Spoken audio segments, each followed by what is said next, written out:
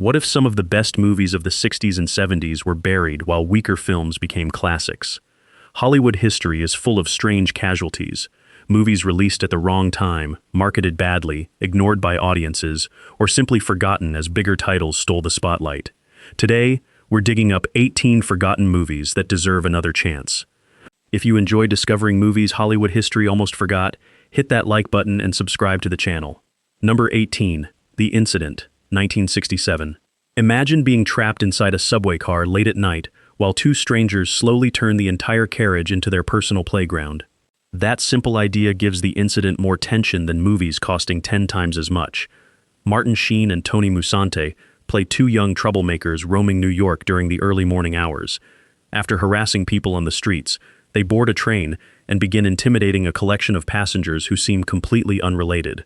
What makes the movie uncomfortable isn't simply what the pair does, it's watching everyone else decide whether to intervene.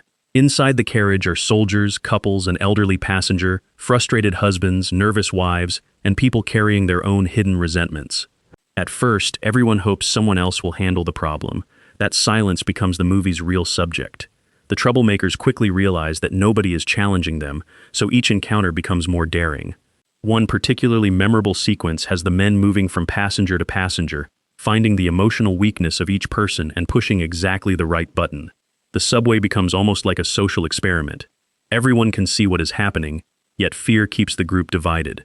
It isn't comfortable viewing, but that's precisely why it still works. Number 17. The Bedford Incident, 1965. Long before modern thrillers filled control rooms with glowing computer screens, this Cold War drama proved that a radar display, a submarine, and one obsessed commander could create unbearable suspense. Richard Widmark plays Captain Eric Finlander, the aggressive commander of an American destroyer patrolling waters near Greenland. Sidney Poitier plays journalist Ben Munsiford, who's aboard to observe the crew and quickly becomes fascinated and disturbed by Finlander's personality. The captain soon discovers a Soviet submarine hiding beneath the water. Instead of simply tracking it and continuing his mission, Finlander begins treating the encounter like a personal contest. The longer the submarine refuses to surface, the more determined he becomes to force it into submission. Some of the movie's strongest scenes take place not during explosions but during conversations. Finlander calmly explains his philosophy, while everyone around him realizes that his confidence may be turning into obsession. The unforgettable climax revolves around a mistake that takes only seconds to make, but can't easily be reversed. What happens is terrifying precisely because nobody begins the story intending to start a catastrophe. The danger grows from pressure, pride, procedure, and people making decisions faster than they can reconsider them. That makes the Bedford Incident a perfect Cold War nightmare. Number 16. The Naked Prey, 1965. Very little dialogue is needed when the basic situation is this terrifying. One man, almost completely alone, running across an enormous wilderness while trained hunters chase him. Cornel Wilde directed and starred in The Naked Prey, an adventure film inspired loosely by historical accounts of survival in Africa. He plays an unnamed safari guide whose expedition ignores warnings and insults a local group. The resulting confrontation leaves him facing a brutal test. Instead of being immediately executed, he's given something resembling a chance. He can run. Then the pursuit begins. One of the movie's most famous passages comes when the guide is released into the open landscape while his pursuers wait behind him. There's an eerie ritual to the moment. For several seconds, survival appears possible, then the hunters start moving. From there, The Naked Prey becomes almost elemental filmmaking. There isn't much exposition because none is required. The character needs water, food, shelter, distance, and luck. Every hill or patch of vegetation could offer safety or hide another threat. What makes the film unusual for its era is how seriously it treats physical survival. The hero isn't an unstoppable action figure. He's exhausted, frightened, injured, and frequently forced to improvise. The African landscapes give the movie an enormous visual scale, yet Wilde keeps the story brutally simple. Civilization has disappeared. Money, social position, and clever conversation suddenly mean nothing. Number 15. Pretty Poison, 1968. A strange romance begins when an imaginative young man convinces a beautiful teenage girl that he's actually a secret agent. That already sounds dangerous, but Pretty Poison has an even nastier surprise waiting underneath. Anthony Perkins plays Dennis Pitt, a recently released young man with a history of emotional instability and a habit of creating elaborate fantasies. Instead of accepting his ordinary life, Dennis invents an exciting identity for himself. He tells Sue-Ann Stepanek, played by Tuesday Weld, that he's involved in secret government operations. Dennis assumes she's an innocent girl impressed by his stories. He's wrong. The famous turning point arrives when one of Dennis's imaginary missions becomes frighteningly real. What he considered harmless make-believe suddenly reveals something unsettling about Sue-Ann. She isn't merely participating in his fantasy. She may be far more comfortable with danger than he is. That's where the movie becomes fascinating. Perkins, famous for playing unstable Norman Bates, appears to be the obvious threat at first. Yet Pretty Poison cleverly reverses audience expectations. Dennis may live inside fantasies, but Sue-Ann understands reality very well and knows how to manipulate it.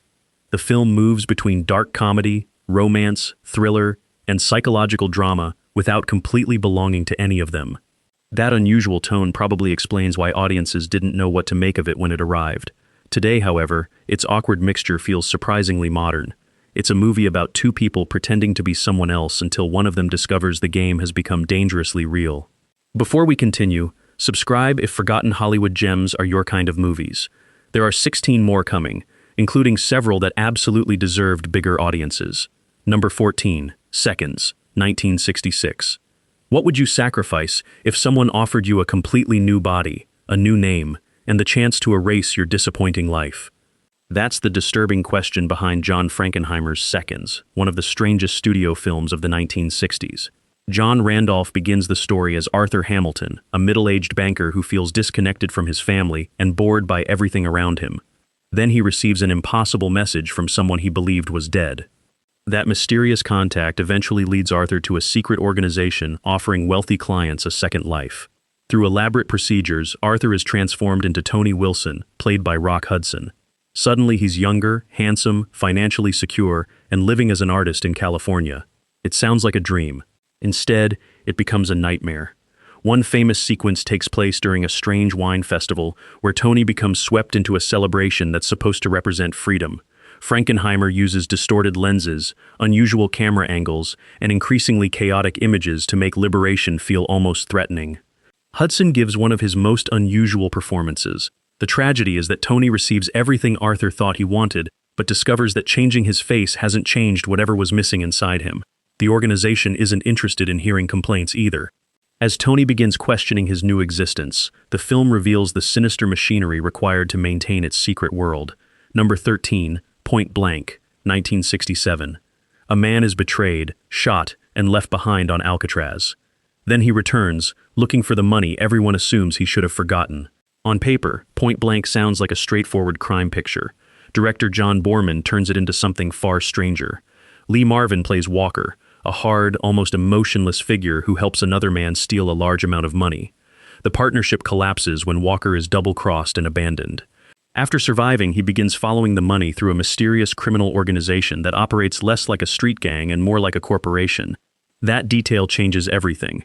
Instead of smoky back rooms filled with stereotypical gangsters, Walker encounters businessmen, offices, middle managers, accountants, and carefully organized systems. He wants a simple answer: give him his money, but nobody seems personally responsible. One of the movie's most memorable sequences involves Walker marching through a hallway while the sound of his footsteps becomes almost hypnotic. Boorman uses editing, repetition, sudden transitions, and unusual sound design to make the character feel like a ghost moving through a modern city. That has led viewers to debate whether everything we're seeing should even be taken literally. Marvin is perfect because he never over-explains Walker. His character isn't delivering emotional speeches. He's moving forward with a single purpose while everyone around him tries to explain why the system doesn't work that way. In 1967, Point Blank already looked like it had escaped from another decade. Number 12, The Swimmer, 1968. At first, the idea sounds almost playful. A wealthy suburban man notices that nearly every house between his friend's property and his own has a swimming pool, so he decides to swim home by crossing them one by one. Then the afternoon begins falling apart. Burt Lancaster plays Ned Merrill, a confident, energetic man who suddenly appears at a friend's Connecticut pool wearing nothing but swimming trunks. He seems healthy, charming, and completely certain that everyone is happy to see him. Ned creates an imaginary river across the neighborhood and starts visiting pool after pool. But something is wrong. With each stop, another piece of his life is revealed. Old friends react strangely. Conversations become uncomfortable. People remember events Ned seems determined to ignore. The movie's most famous power comes from this gradual transformation. The bright summer afternoon feels endless at first. Then the weather changes, the light darkens, and Ned's confident smile starts disappearing. A particularly painful sequence involves his encounter with a former lover. Their conversation destroys much of the fantasy he's been carrying. Suddenly, the heroic suburban adventurer looks like someone desperately trying to outrun his own past. Lancaster's performance holds the entire experiment together.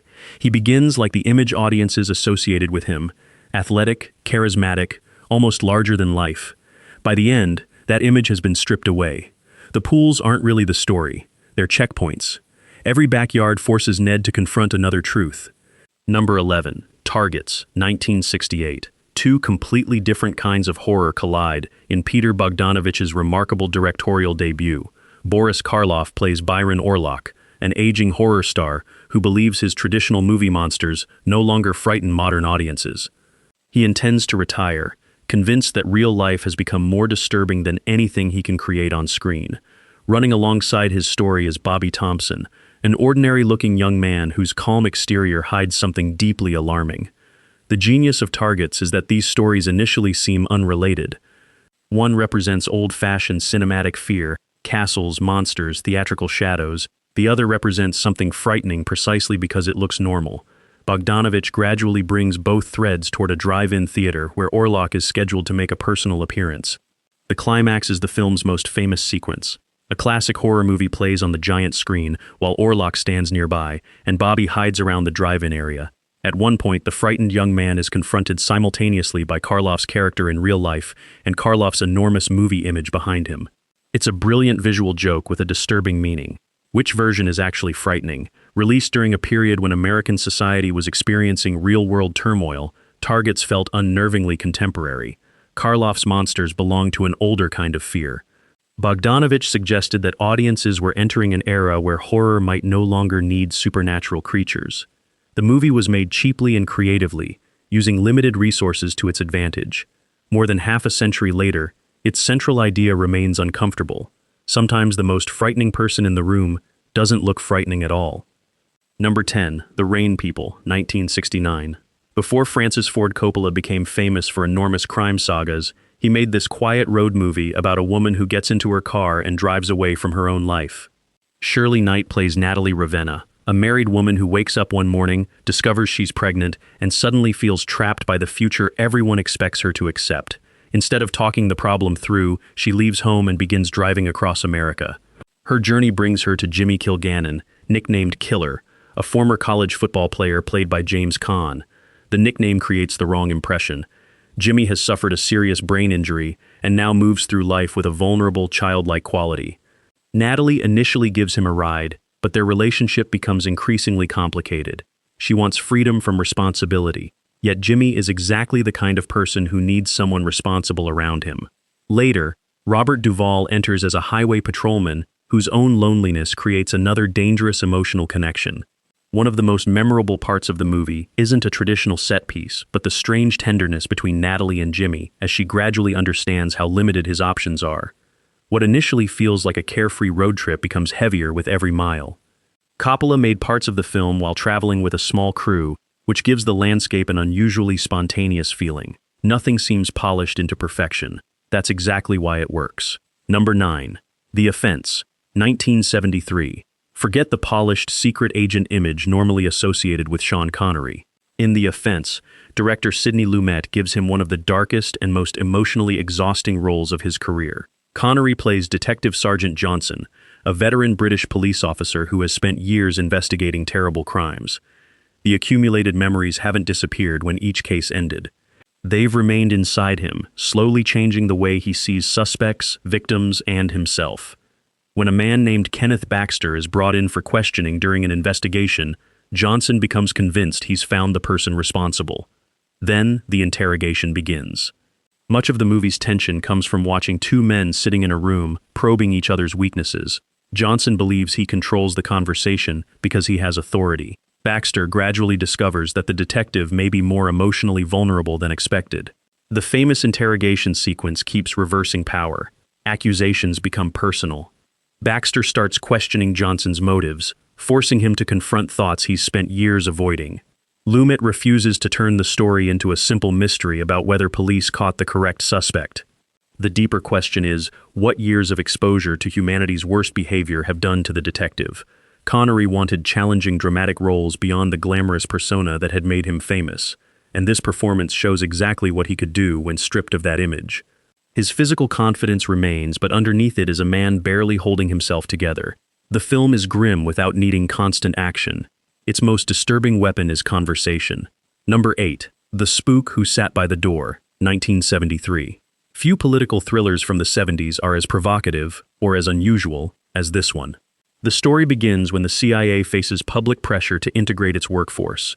To answer criticism, the agency begins training black candidates, but there's an unspoken expectation that none of them will reach a position of genuine influence. Dan Freeman has other plans. Played by Lawrence Gilliard, Freeman survives the training program and becomes the agency's first black officer. His superiors assume they've solved their public relations problem.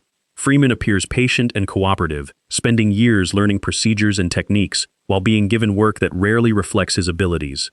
Then he leaves. What nobody realizes is that Freeman has memorized everything. Back in Chicago, he begins teaching young community members the same organizational and tactical lessons he learned inside the government. The movie's most memorable scenes often involve Freeman switching personalities depending on who's watching him.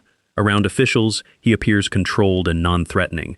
Away from them, he becomes a strategist with a completely different agenda. That double identity gives the film its title and much of its tension. As the story escalates, The Spook Who Sat by the Door moves from satire into political thriller territory, presenting ideas mainstream American movies rarely touched so directly at the time. Its distribution history helped turn it into something close to a lost film for years, strengthening the mythology around it. Regardless of where viewers stand politically, it's difficult to deny the movie's audacity. Number 7. Charlie Varick, 1973.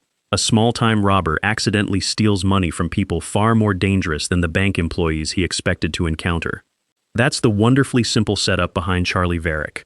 Walter Matthau plays the title character, a former stunt pilot who has turned to robbing small banks with a tiny crew. Charlie isn't glamorous, young, or physically intimidating. He survives by planning carefully and thinking faster than everyone around him. During a robbery in New Mexico, his group discovers an unexpectedly huge amount of money. At first, that sounds like incredible luck. Charlie immediately understands it's the opposite. A small rural bank shouldn't be holding that much cash.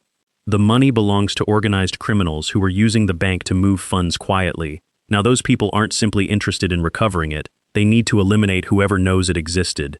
The movie's best sequences come from watching Charlie solve problems before other characters even realize they have them. He studies newspaper reports, analyzes the amount stolen, anticipates how both police and criminals will react, and begins constructing an escape route.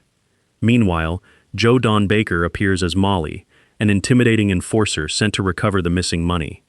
Their eventual collision feels inevitable.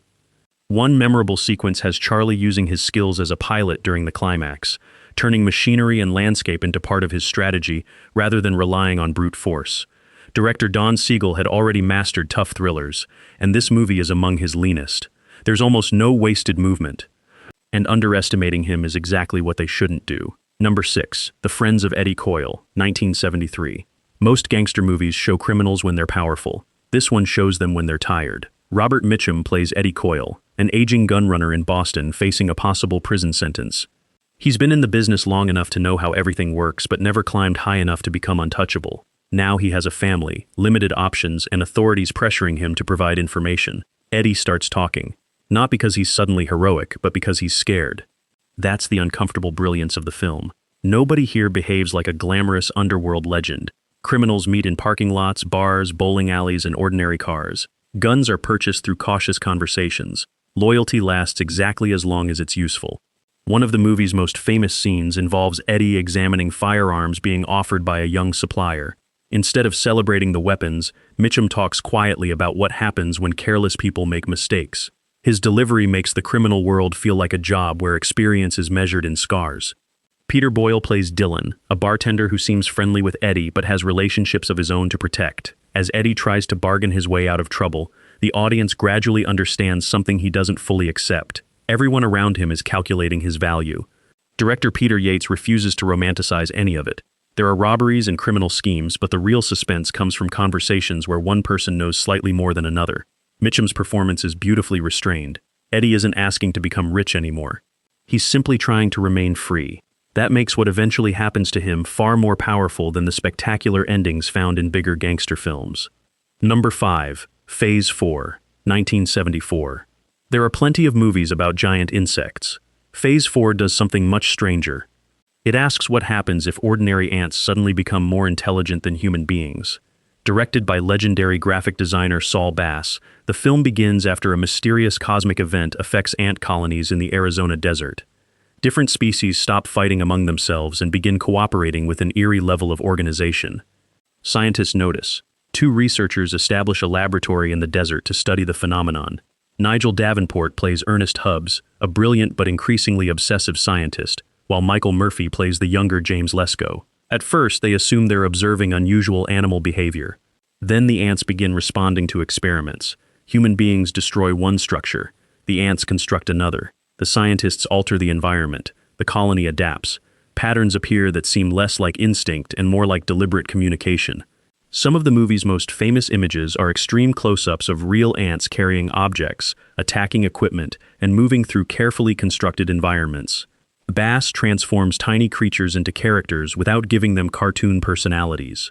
One remarkable sequence shows the insects launching an organized assault against the research station, targeting systems essential to the humans inside. The frightening part isn't their size, it's their coordination. As Hubbs becomes determined to defeat them, Lesko begins considering another possibility. Perhaps the ants aren't trying to destroy humanity at all. Perhaps they're testing it. The movie gradually becomes more philosophical than horrific. Who is actually conducting the experiment? The scientists believe they built the laboratory to study the colony, yet nearly every decision they make appears to produce exactly the response the ants anticipated. Number 4. Blue Collar, 1978. 3 factory workers decide to rob their own union office and accidentally uncover something much bigger than the money they hope to steal. Paul Schrader's Blue Collar stars Richard Pryor, Harvey Keitel, and Yaphet Kotto as employees working exhausting shifts inside a Detroit automobile plant.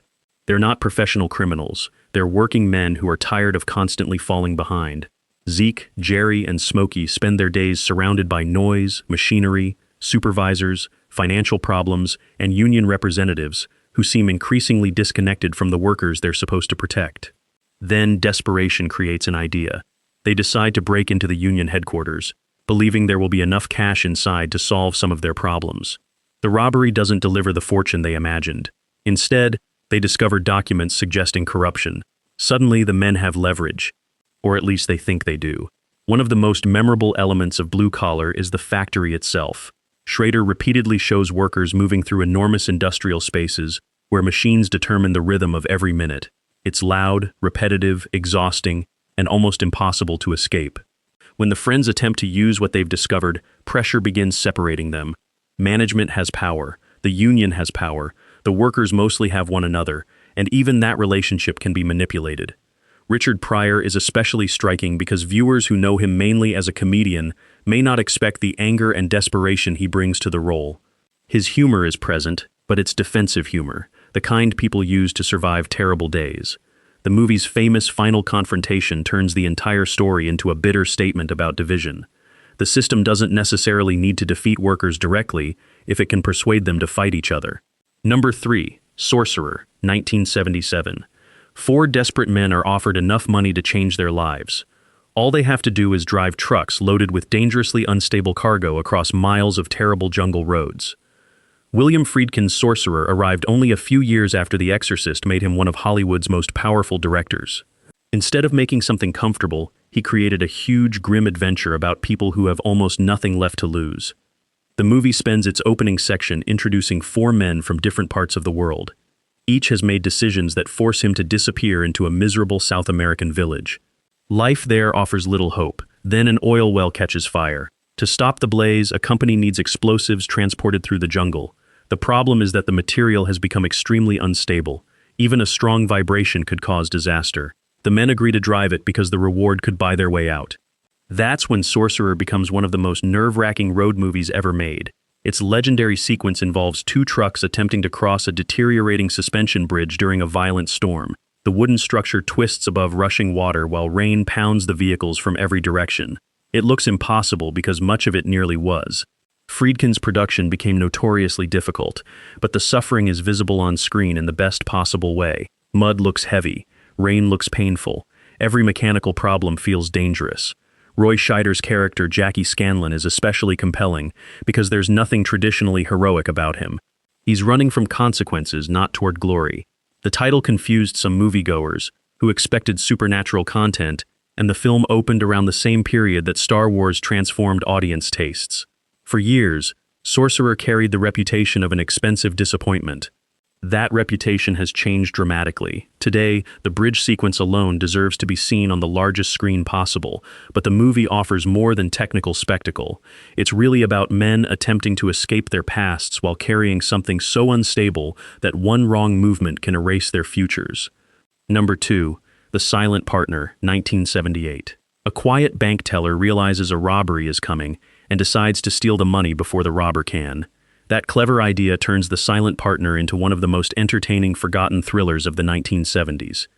Elliot Gould plays Miles Cullen, an intelligent but socially awkward employee at a Toronto bank located inside a shopping mall. During the Christmas season, he begins noticing strange details involving a man dressed as Santa Claus. Miles correctly predicts that the man intends to rob the bank. Instead of simply alerting security, he creates a plan. When the robbery happens, Miles secretly hides a large amount of money for himself, while giving the robber only part of what appears to have been stolen. He assumes the criminal will disappear. Unfortunately, the robber understands immediately that something is wrong. Christopher Plummer plays Harry Reichel, and anyone who only knows Plummer from elegant dramatic roles may be surprised by how threatening he becomes here. Harry isn't willing to let a mild-mannered bank teller outsmart him. Soon, Miles receives phone calls and messages making it clear that the supposedly perfect crime has created a dangerous private war. One of the film's most memorable moments comes when Miles realizes Harry can get much closer to his ordinary life than expected. The shopping mall, bank counters, apartments, and Christmas decorations create an almost cheerful environment, which makes the threat feel even stranger. Gould's performance is excellent because Miles gradually changes. At first, he's an ordinary man who sees an opportunity. Once Harry comes after him, however, Miles discovers he's capable of manipulation too. The relationship becomes a contest between two people who refuse to surrender. What separates The Silent Partner from routine thrillers is how frequently the power shifts. Miles can be clever without being fearless. Harry can be frightening without being unstoppable. And the movie keeps asking whether stealing stolen money somehow makes someone less responsible for taking it. Add its wintry Toronto setting and unusual Christmas atmosphere, and you get a crime film that feels different from almost everything else released during the period. It deserves far more attention than it receives. Number 1. Mikey and Nicky, 1976. Sometimes the most painful crime stories aren't really about crime. They're about friendship after trust has disappeared. Elaine May's Mikey and Nicky stars Peter Falk and John Cassavetes as two longtime friends moving through Philadelphia during one increasingly desperate night. Nicky, played by Cassavetes, is terrified. He has stolen money from people connected to organized crime and believes a contract has been placed on him. Hiding inside a hotel room, he contacts the one person he thinks he can trust, Mikey. Peter Falk enters as the calmer friend, offering reassurance, medicine, conversation, and a possible escape plan. But almost immediately, something feels wrong. Nicky is paranoid and unpredictable. He doubts everyone, including Mikey.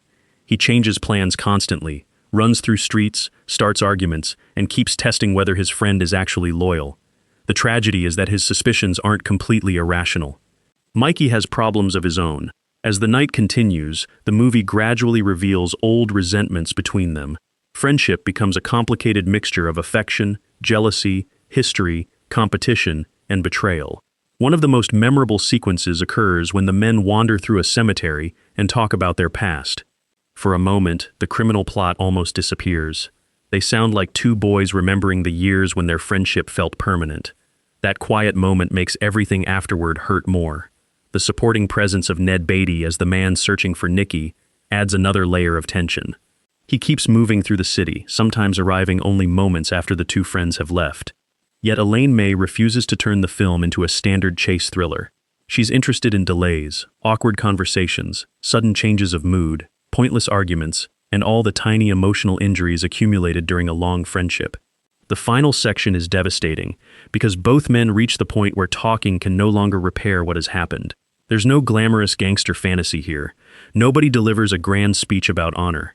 Instead, one frightened man tries desperately to reach someone he has known for years while circumstances close around him. Mikey and Nikki struggled during its original release and became tangled in production and editing difficulties, but the film that survives feels remarkably alive. Its loose rhythms and overlapping dialogue influenced the kind of naturalistic filmmaking audiences would later celebrate. Among all 18 movies on this list, this may be the strongest example of a film that deserved a much bigger reputation from the beginning. If you've never heard of it, that's understandable, but once you've seen the final moments, forgetting it is much harder. So how many of these forgotten movies had you actually heard of? The 60s and 70s produced far more than the famous classics that appear on every list, and sometimes the hidden films are the most exciting ones to discover. Tell us which movie surprised you most, and which forgotten title we should cover next. Like the video, subscribe to the channel, and we'll see you in the next trip into Hollywood's forgotten past.